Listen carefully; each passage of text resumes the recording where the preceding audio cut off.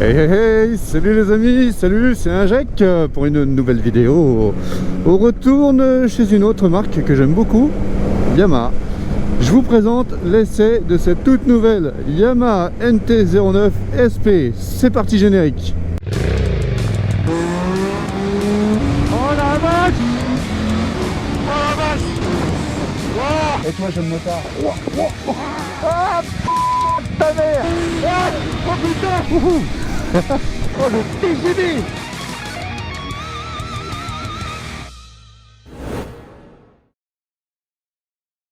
Alors tout d'abord, message pour Rémi qui me prête sa moto. Je te remercie de me laisser faire l'essai de ton petit bébé. Et puis un autre message un peu plus personnel aussi. Ciao Fabrizio, comment il va? Et voilà, c'est fait. Je lui avais promis. Bon, alors on essaye cette petite Yamaha qui est quand même une moto qui est un peu beaucoup vendue, hein. Donc là en version SP, allez, on part sur les specs. 119 chevaux les amis, 9,5 m3, 190 kg. C'est plutôt une bonne recette, ça fait une bonne boule de nerf. Alors moi vous savez, hein, ce 3 cylindres CP3 je l'ai eu dans son ancienne version 850 cm3. Là c'est un 889. Plus puissant, plus coupleux et Euro 5. MT09 SP, donc on a la version SP. Qu'est-ce qu'elle a de spécial la version SP? Eh ben, elle est équipée en All-ins au niveau de l'amortisseur à l'arrière. Elle a une fourche dorée, je sais pas si elle a plus de réglages, enfin elle a une fourche différente. Tu étais différent. A priori. Et qu'est-ce qu'elle a d'autre de plus la SP? Certainement des équipements, régulateurs peut-être, je ne sais pas. Je vous laisserai dire en commentaire, vous qui connaissez si bien ces motos là. C'est une moto qui était pas mal décriée pour son look, et puis finalement on s'y habitue, et comme vous le verrez, après elle a des pare-mains. Et finalement, ça lui donne un bon petit look badass, les amis. Donc celle-là, elle est toute d'origine, hormis ses petits pare-mains qui vont bien, sa petite sacoche de réservoir, sinon il l'a laissé entièrement d'origine. Putain, c'est trop bien. Au niveau des pneumatiques, on est sur du monte standard, hein. On est sur du 180 à l'arrière, 120 à l'avant. Bridgestone S22, les amis, donc très bon pneu sportif. Au niveau du réservoir, on est sur du 14 litres. Tiens, regarde, je vais dépasser, tu vois. Ça se fait en a rien de temps. Oh la vache. Ah, j'adore ce moteur, il est vraiment exceptionnel. Il est vraiment, pour moi c'est le meilleur moteur. Franchement, le meilleur compromis routier, c'est génial. C'est même trop pour moi, mais bon. Ce que je peux vous dire, moi qui ai l'habitude de conduire ma Tuono maintenant, c'est que c'est hyper nerveux en châssis. C'est-à-dire que tu bouges à peine ton œil, c'est d'une agilité. J'ai l'impression qu'il y a un film d'huile entre la route et la moto. C'est incroyable. Elle est d'une facilité, c'est à basculer, c'est incroyable. C'est limite, ça me fait peur parce que c'est trop facile. La position de conduite, eh ben écoute, j'ai le dos droit, très légèrement en avant, mais moins que sur la Tuono. Donc j'ai plutôt le dos droit. La moto est assez haute, je vous mets la hauteur maintenant parce que je l'ai pas, tu vois, en fait. Je fais 1m76, je touche les pieds par terre, il n'y a pas de souci. Le guidon est pas très large, dans mes souvenirs. L'ancienne MT09 c'était plus large, il faudrait que vous me confirmiez les copains. Tu vois, regarde les pieds, voilà, je suis quasiment les pieds à plat. Donc c'est même plus facile que ma propre moto Amway. Regarde cette petite patate.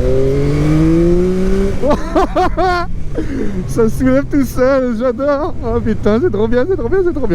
Alors on a des modes moteurs là-dessus, hein. On a deux modes de traction control et on a des modes de moteur. Donc là je suis en 2 et en 2, donc je suis en tout moyen on va dire. Donc traction control 2 et mode moteur 2, et je vais laisser comme ça parce qu'il m'a dit le 1 il est un peu plus violent. La boîte de vitesse, ça passe super bien. On a le ressenti de la boîte de vitesse, ça c'est pas un souci. Et le shifter il est d'une douceur. L'échappement est d'origine, le bruit est satisfaisant, comme je l'avais dit sur l'essai de la NT09 standard, que je vous mets en lien par là, je sais plus où c'est. Le freinage, eh ben on est sur des disques qui sont, je crois, un peu plus gros que l'ancienne, mais on est sur un mètre cylindre radial. Tu le vois pas, mais je te montre, genre je connais, tu vois, je sais même pas à quoi ça ressemble, mais bon, c'est pas grave. Et voilà, ça fait maintenant une moto qui a de bonnes prétentions sportives. Elle est très très vive par rapport à ce que j'aime, elle est trop vive. Elle bouge vraiment trop facilement, faut vraiment s'en occuper. Ah, le freinage est bon. Tu vois, elle est vraiment, c'est très très vif comme moto. C'est une trottinette, c'est incroyable. Et moi j'aime quand il y a un petit peu de consistance quand même dans la direction. Là, le guidon, ouais, faut le tenir. Elle a toujours ce caractère-là. Ils ont beau avoir amélioré, en tout cas au niveau du châssis, du freinage, etc. Donc des performances de la machine en conduite sportive, ok. Mais c'est quand même une moto qui demande un certain... Il m'a fait peur le con. C'est quand même une moto qui demande un certain tact. Eh, ma petite Tiono, elle va me la dévergonder. Tu vois, comme on dit, c'est pas le moto qui fait le pilote, c'est le pilote qui fait la moto. J'ai beaucoup moins de chevaux sur la Tiono et il me met ma race quand il veut avec. C'est incroyable. Attends, qu'est-ce qu'il me raconte lui? Ça va? T'avais oublié quoi? Ça marche pas mal, hein? Ah bah ça marche pas mal parce que le mec qui l'a conduit, il sait s'en servir. Ouais, c'est pas mal, hein? On va passer à droite là. Oh, ça fait plaisir, ça marche pas mal. Alors que ça marche carrément fort. Ah, regarde, petit Axel.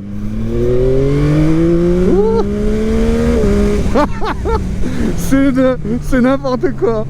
Oh là là là là. Et j'ai pas ouvert à fond, je vous jure. C'est n'importe quoi cette bécane. Ah la vache. Ah, c'est génial. Alors le seul truc que j'aime pas sur cette Brel, ça a toujours été le cas sur la 09, c'est la position de conduite. Tu es assis comme sur un banc, m'asseoir sur un banc, et tu glisses en arrière. Tu sais, le fait de ne pas être calé, il faut bien assurer avec ses genoux. Comme tu allonges un petit peu les bras légèrement, et bah ouais, faut s'accrocher. Ah, c'est chouette. Qu'est-ce que c'est rigolo. Qu'est-ce que c'est rigolo. Alors, on va pas faire de débat sur l'esthétique, il y en a déjà eu assez. C'est vrai que la finition sur cette bécane, c'est pas ouf, je vous montrerai tout à l'heure. Mais putain, quand tu regardes la route comme ça, parce qu'il vaut mieux regarder la route, vu la vitesse à laquelle arrivent les virages, oh là là, je me sens plus en sécurité que sur ma Tiono, bizarrement. Ça accélère plus fort, je fais moins corps avec la moto, je glisse plus dessus. Mais je me sens vachement bien. Ah, je m'éclate, merci Rémi. Avec mon petit niveau de merde là.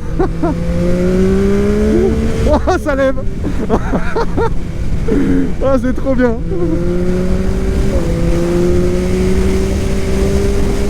Par contre, faut vraiment la tenir. Ah, on va se calmer parce que là c'est juste... C'est n'importe quoi cette Brel. Oh, j'adore. Ce que je vous propose les amis, c'est de s'arrêter, que je vous la montre un petit peu, cette petite bécane. Putain, il fait chier là, j'avais pas pour projet de changer de moto là. Non mais moi, un Jacques il aime toutes les motos. Et vous verrez qu'avec son petit saut de vent et puis ses petites poignées là, ses petits protège-mains, et ben figurez-vous que c'est pas si mal en termes de look. Voilà, ça y est les amis, on est devant la MT-09 SP de Rémi. Donc dans sa livrée typique de la SP, c'est-à-dire ce noir avec ce bleu et puis ce gris. On la reconnaît aussi parce qu'elle a le bras oscillant qui est verni. Enfin tu sais, il est brossé et verni. Tu vois, il y a un petit vernis par-dessus. Bon, je te montre le Beaujolais hein, comme d'habitude, mais tu commences à être habitué. Définition, on va en parler tout de suite comme ça c'est fait. Alors, ouais, c'est pas fou. Qu'est-ce qui m'a choqué? Ouais, ça là, les câbles là, voilà, c'est pas fou. Mais bon, voilà, c'est tout ce que j'ai à dire sur la finition. Après, ce que je voulais te montrer, c'est cette tête de Mickey là. oh Mickey, Il y a un petit retour, un petit saut de vent sympathique, et puis il a foutu des pare-mains, et en fait, ça lui va bien. Ça me rappelle un peu la version Street Rally qu'ils avaient faite, je sais pas si vous vous souvenez. D'ailleurs, il devrait faire une Street Rally, je pense que ça pourrait être sympa. Tu sais, pas une SP, mais une standard avec un petit kit Street Rally, ça pourrait être une bonne idée. Et du coup, bah, ça présente pas si mal, c'est marrant comme ça. Rien de particulier à dire sur cette moto, hein. De toute façon, la fourche, bon bah voilà, c'est la fourche spécifique à la SP. J'aime bien là, les tubes de fourche, pas les four rolls, hein, les tubes qui sont noirs, bichromatés, ou je sais plus comment on appelle ce traitement. Peinture brillante, jaune bleu. Voilà, rien de particulier. Bon bah après, on est en all-ins à l'arrière. Qualitatif, hein, moi j'ai un bon ressenti dessus. Ça c'est un tendeur de chaîne les amis, de distribution. On s'en fout, et ça se trouve c'est pas ça, si ça doit être ça. Le régulateur, le fameux régulateur qui fait tant décrier. Je pense qu'ils vont nous sortir un petit cache là, il va y avoir une petite écope qui va sortir pour cacher un petit peu ça. Donc voilà, bon bah comme je te disais, il a gardé la bavette d'origine, hein. Donc bon, il m'a dit qu'il se faisait trop crépir le dos, d'après ce qu'il avait vu, si tu l'enlèves. Et c'est vrai parce que moi, sur la mienne, je l'ai enlevé et j'en prends plein de dos quand il pleut, quoi. Bon, après on s'en fout, c'est derrière. Le petit Öhlins qui va bien, avec tous les réglages. Oh, j'y comprends rien, tout ça, près de temps, machin, près de temps de compression, précharge, je sais pas quoi. Donc le petit Öhlins qui va bien. Alors moi quand je le roule, je sens que ça me la freine. Il est très freiné l'amortisseur. Mais c'est pas mal parce que j'ai un bon retour au niveau de mon popotin. Je sens bien la route. L'avant qui est toujours très super, qui bouge beaucoup. Enfin qui bouge pas mais qui est très très vif. C'est ce qu'on disait, c'est très très vivant comme moto. Très incisif. Donc ça je sais pas ce que c'est, faudra me dire. Mais je pense que c'est lié au réglage de la fourche aussi. C'est un petit réglage qui est en plus. Je suis pas sûr que la standard elle l'ait. Clignotant LED, éclairage LED évidemment. Le clignotant tout moche que tout le monde enlève. Alors déjà c'est pas un clignotant, c'est un klaxon. Et c'est pas qu'il l'enlève les gens, c'est qu'il le cache ailleurs. Apparemment on peut le fixer ailleurs.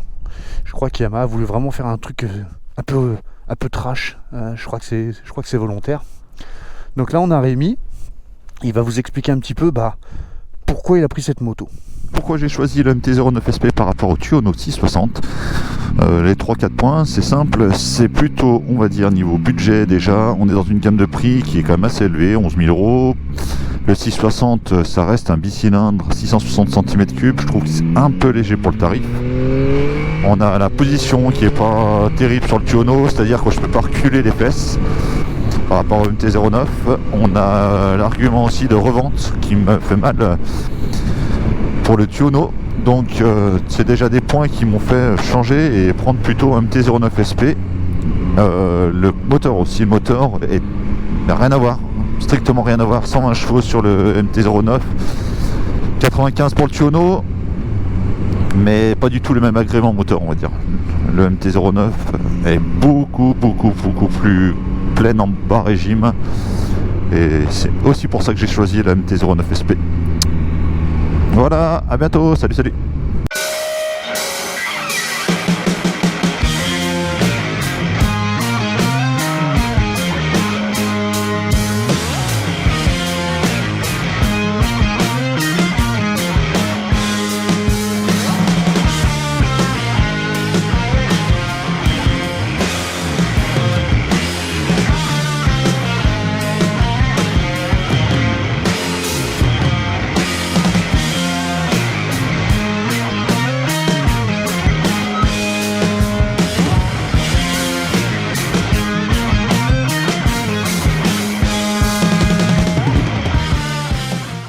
Bon ça y est les amis, on est reparti, on a fait 2-3 plans au drone.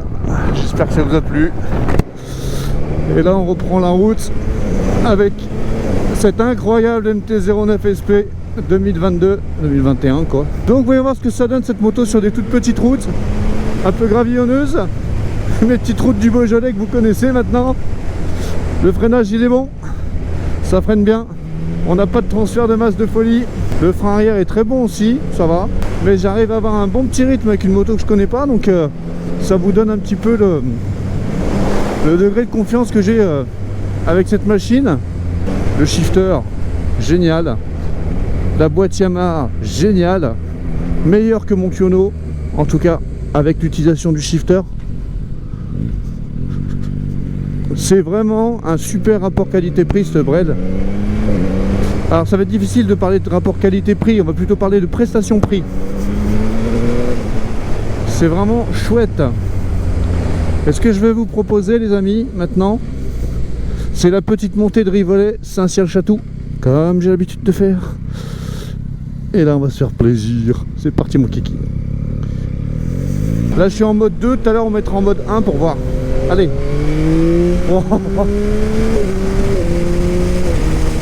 Ah, il m'a dit, avec ce moteur, t'es pas obligé de l'emmener au hauteur. T'enchaînes des vitesses à 2/3 du régime, 7000 tours, 8000 tours, ça suffit. Et oui, ça génère une poussée continue. C'est assez surprenant. Effectivement, il n'y a pas vraiment besoin de la monter énormément dans les tours.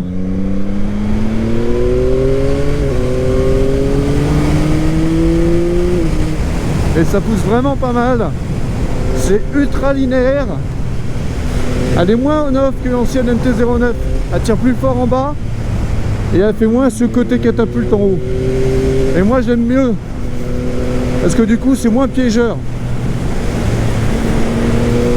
Comment tu peux aller vite avec une brelle comme ça, c'est ouf. J'y vais mollo, alors freinage, hop, nickel, bon feeling. Changement d'angle, c'est ouf. Ça bouge pas. C'est vif, hein, c'est sûr. Hein. Disons que c'est moins posé qu'un street.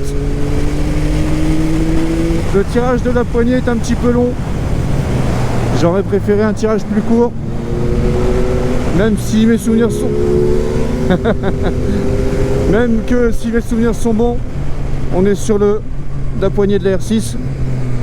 Alors voyons voir un petit peu en virage. Ah, j'ai mon téléphone dans la poche, ça me gêne.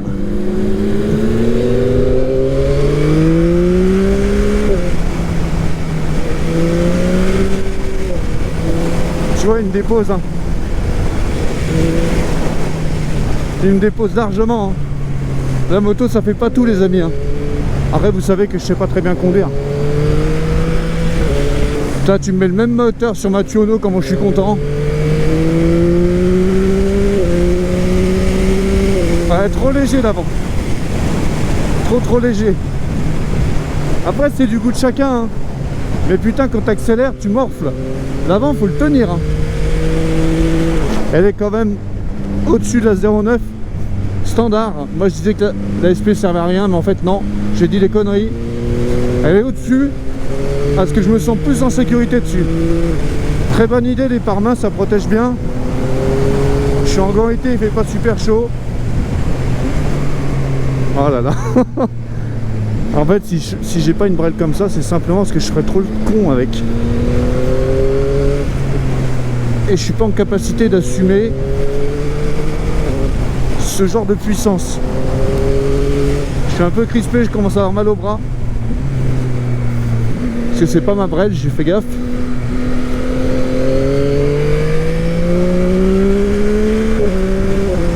C'est génial. On va se mettre en mode 1 comme il avait dit. Alors TCS, tac, des modes. Tac, tac. 1, 4. Ah putain. Voilà. Allez, je suis en mode 1. On va voir la différence. Donc là, je suis en mode 1 au niveau du moteur, on va voir. Hein. Déjà, ça lève. Ça, je le savais. Ah ouais, c'est encore au-dessus. C'est encore au-dessus, les amis. Wow. Alors là, t'as pas besoin d'avoir un tirage court. Oh là, cette gouache. Ouais, il y a une bonne différence quand même. Et on arrive en haut de ce magnifique col où vous pourrez trouver un petit bar sympathique avec une belle vue sur le Beaujolais là. C'est impeccable. Hop, hop, on va faire une petite pause, on va attendre Jean-Noël. Bon, je l'ai attendu un petit peu, mais hop, ouais, parce qu'on a un collègue qui nous suit avec un Vulcan. Ah ben le voilà. Ah. Bon, le mode 1, c'est un peu plus punchy, ouais. Ouais. Ouh. Par contre, je vous cache pas que le rayon de braquage, il est pas ouf. Hein. Ah, là, je suis en mode 1, faut que je me remette en mode 2. Tac, 2. Là, le Jean Nono avec son 47.5. Ça y est, je suis en mode 2. Le tableau de bord est pas bien grand. Et de ce dont je me souviens, en plein soleil, il n'est pas super visible. L'angle de braquage, il n'est pas top. Mais sinon, putain, c'est une super brelle, les amis. Je vous jure. Oh là là. Le son est pas mal pour un pot d'origine.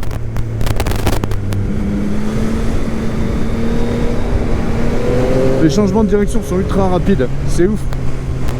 C'est ouf. Je crois qu'il y a un anti-wheeling là-dessus aussi. Il y a une centrale inertielle. Enfin, vous avez tout le package moderne. Hein. Je crois qu'il n'y a que la Z900 qui n'a pas la centrale inertielle. Mais sinon, les bécanes, elles l'ont toutes maintenant. Même la petite Tuono, bah, tu me diras, vu le prix qu'elle est. Et d'ailleurs, c'est ça qu'il faut retenir de cette Yamaha. C'est qu'en termes de placement tarifaire, attention, il y a de la poussière.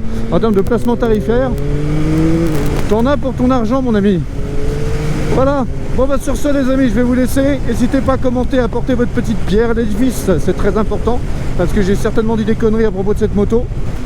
Mettez-moi un petit pouce vers le haut, ça fait plaisir. Abonnez-vous à ma chaîne, s'il vous plaît. Et sur ce, je vous souhaite une bonne nuit, une bonne journée, une bonne soirée, un joyeux Noël, un bon anniversaire en fonction de la date et l'heure à laquelle vous me regardez. Allez, salut les amis, putain ça tourne. Ouh là là.